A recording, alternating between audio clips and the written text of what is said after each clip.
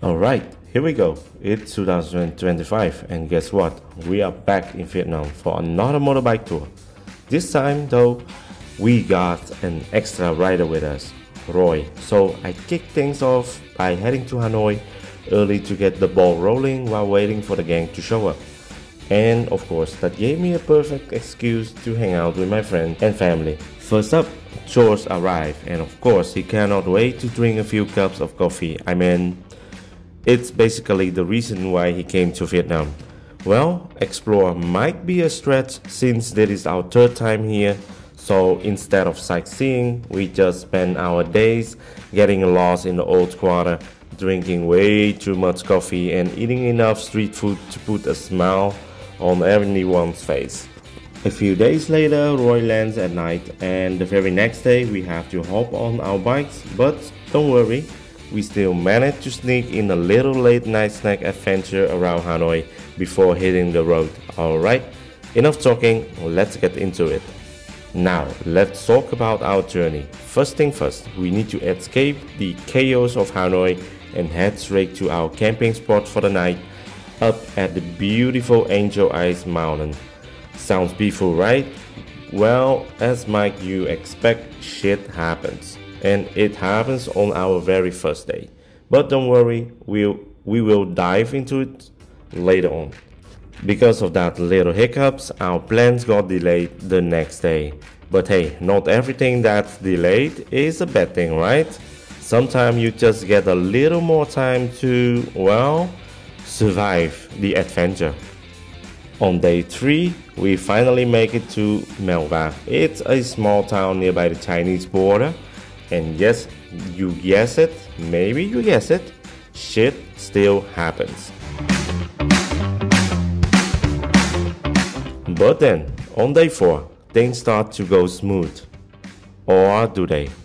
Can we ever just enjoy a peaceful ride without something going sideways? Well, stay tuned. The next day, we're heading to Ha Giang. Now, if you are a tourist, most people do the famous Ha Giang loop, but not us. Nope, we have got a tight schedule, so we're only doing the half of the loop. Yeah, because who needs to do the whole thing when you can just half-ass it and still have a great time, right?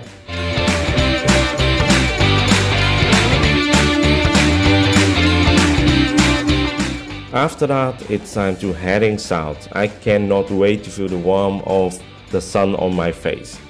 Wait, is it really going to be warm in the south? This is Vietnam, right? But I'm starting to question everything at this point. But hey, no worries. The beautiful Mai Chao is waiting for us and trust me, it is worth the ride. I won't spoil too much for now, let's just get into it and see what happens next. Trust me, it's about to getting interesting.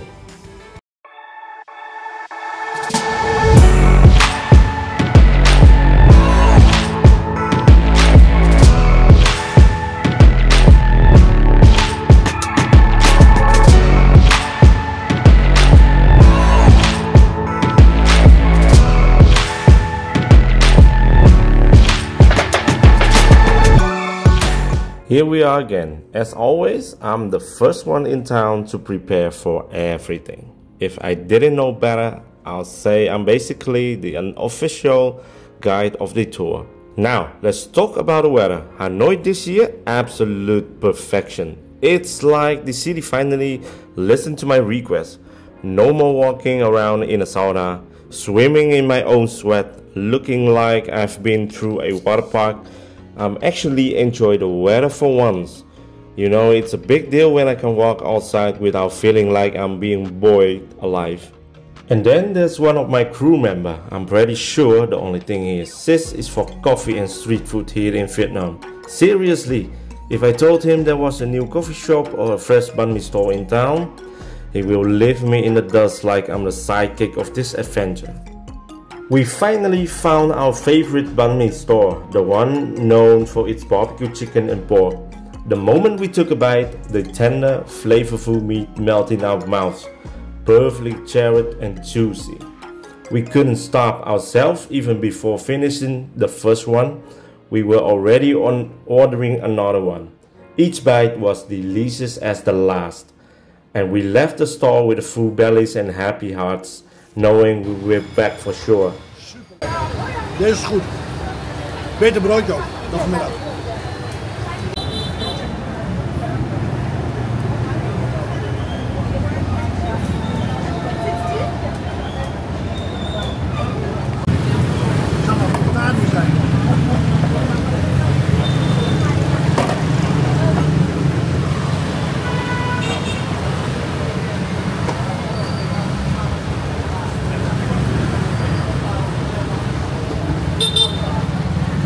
Our next stop was the Train Street, a place we have seen countless videos and pictures of before.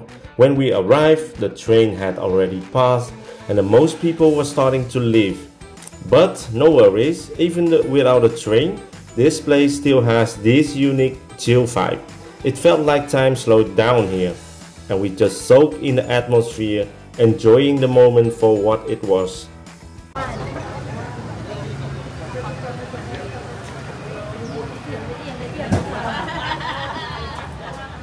Zo, die schoenen.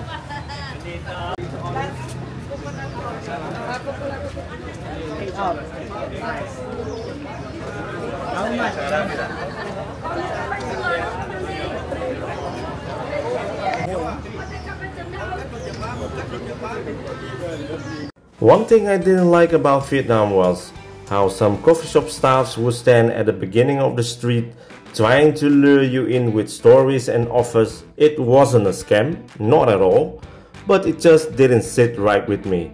People have to hustle with their competitors, I get that, but I prefer a more laid-back approach. I just politely decline and keep walking. In the evening, I found myself in a classic dilemma: what to eat for dinner. So I did what any foodie would do. I googled a restaurant near our hotel, hoping to stumble upon something delicious. And that's one thing I absolutely love about Vietnam. There is always a restaurant or shop nearby that seems to know exactly what you are craving. It's like the city's secret superpower. No matter how indecisive you are, there is always a perfect meal waiting around the corner. Who needs a personal chef when you have Google and Vietnam, right? When we arrived, there was just a small line, but we got in pretty quickly. However, something caught my eye. It was pretty much all tourists around us. That's when I knew this place was probably catering to us tourists and not the locals. The food was definitely adjusted to suit our less adventurous palates. And yep, I was right. So here's my official rating of the food. Hey, ik ben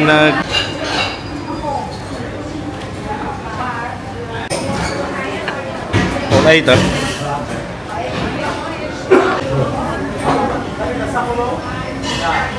The moment had finally arrived. Our last member had landed. After picking him up from the airport, we headed straight for a quick tour of the old quarter.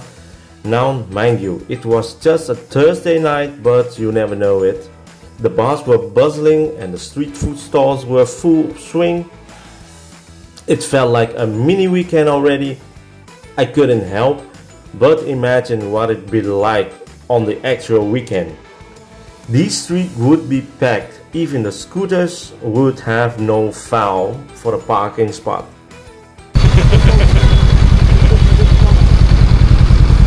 Had je net een scooter geraakt? Zei je nou? Ja. Ah. Ja, gewoon een beetje zo langzaam.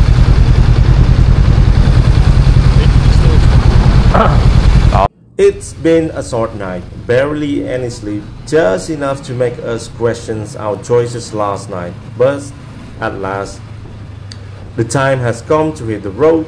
First thing first, we've got to fill up those tanks, and with that, we're off. Ready to take to the next chapter of this wild journey. Let's hope we don't accidentally drive off into the next adventure without fully waking up.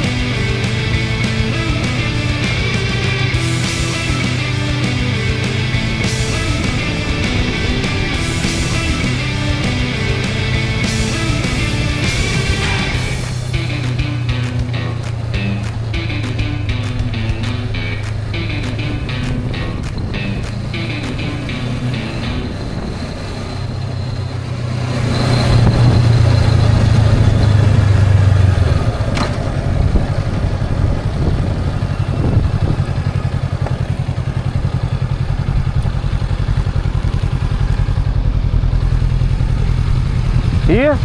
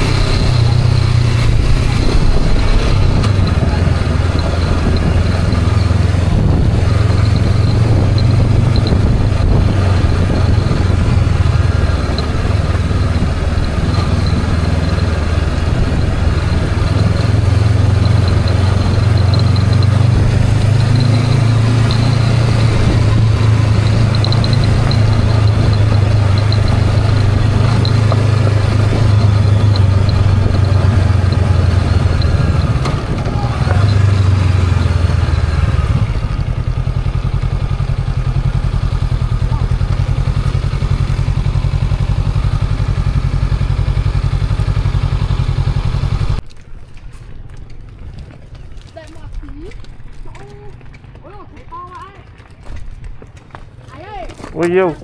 What the hell?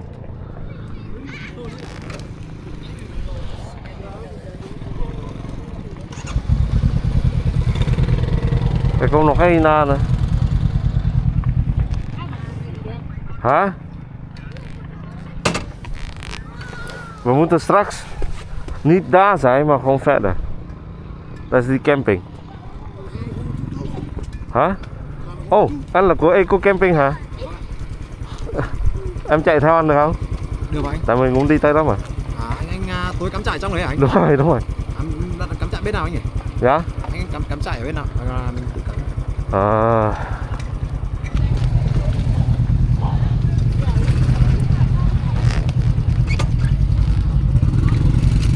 Không mà.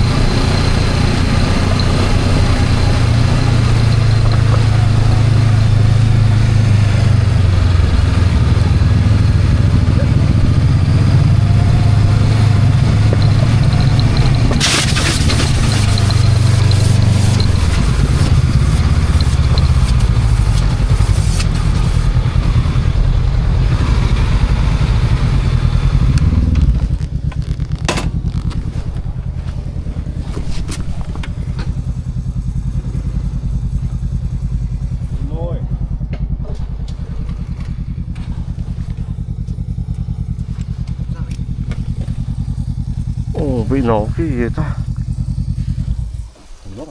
Không phải.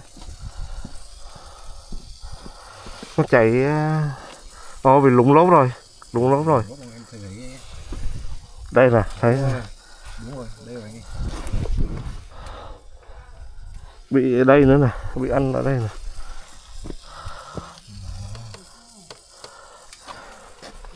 Lekker band man. Ja. Maar dit is niet de lekker vel.